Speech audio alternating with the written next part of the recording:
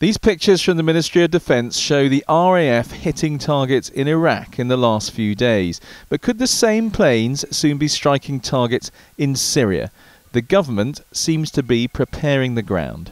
ISIL operations in Iraq and elsewhere, and probably in Libya, are being directed from northern Syria. And we already have American airstrikes being carried out in northern Syria.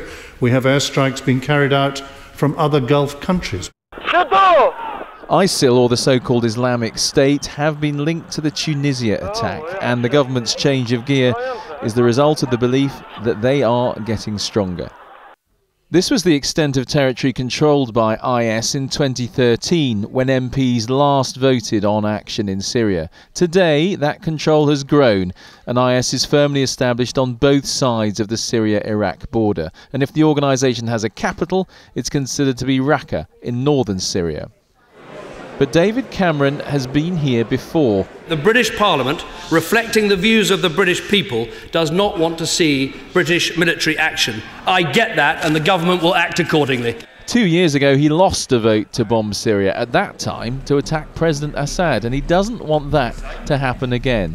But because this time the target is IS, the signs are he may get Labour's backing. Everything that can be done to stop them must be, and any proposals that the government come forward which will help tackle the growing horror of ISIL, of course we'll look at them very, very seriously.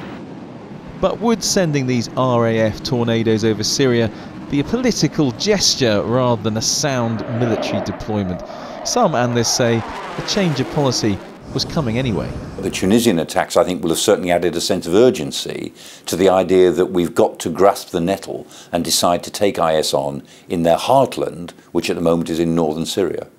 Any vote to change their mission is probably some weeks away, but the government is clearly preparing the ground to have a vote and win it.